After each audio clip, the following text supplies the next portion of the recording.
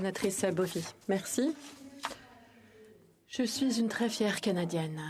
Et cette fierté s'est accrue à Sharm el-Sheikh pendant la COP 27. Pour la première fois, le Canada avait un pavillon, une demande en ce sens ayant été faite à plusieurs reprises. Ce pavillon a connu un énorme succès. Et je dirais même que quand tout a été terminé, les budgets ont été respectés. Sa conception, sa programmation, son personnel, son énergie ont contribué à en faire un centre de la COP, non seulement pour les Canadiens, mais aussi pour les étrangers. Les images canadiennes qui ornent l'extérieur du bâtiment sont devenues des endroits où l'on peut prendre des photos. Le logo sur le mur était un point d'intérêt et les épinglettes en bois du Canada fabriquées à Ottawa étaient très convoitées. Pendant ces 2 semaines, le personnel a organisé et présenté 86 tables rondes avec des intervenants de partout au Canada, de tout âge et de toute discipline. Les sujets abordés comprenaient chacune des questions désignées par la présidence égyptienne pour les journées spéciales et d'autres particulièrement pertinentes pour le Canada. Nos préoccupations, nos recherches et nos actions en matière de climat. Les présentations étaient excellentes.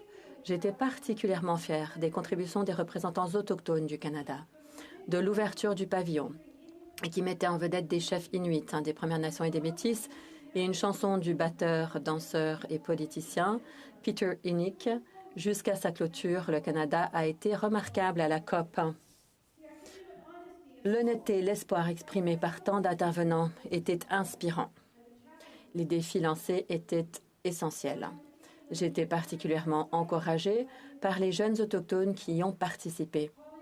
Grâce à leur compréhension de la précarité du monde qui nous entoure, à leur connaissance de la nature et au partenariat séculaire des Autochtones avec la nature, à leur engagement en faveur de la durabilité et des moyens constructifs de renverser le cours de la dévastation climatique, j'ai de l'espoir. J'ai de l'espoir pour l'avenir. Ma préoccupation est de savoir comment atteindre cet avenir. Comment pouvons-nous nous rassembler dans le monde entier pour renouveler la terre, l'air et l'eau? Pouvons-nous vraiment nous réunir en partenariat dans nos divers domaines pour faire ces changements rapidement? Les jeunes le pensent. Et ils avaient des idées qui valent non seulement la peine d'être écoutées, mais aussi d'être mises en œuvre.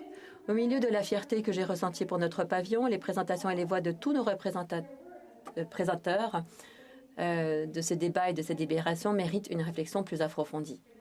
Pour l'instant, je voulais commencer par féliciter tous ceux qui ont planifié, participé et contribué à la mise en œuvre de la programmation et qui ont fait vraiment bouger les choses. Bravo. Merci.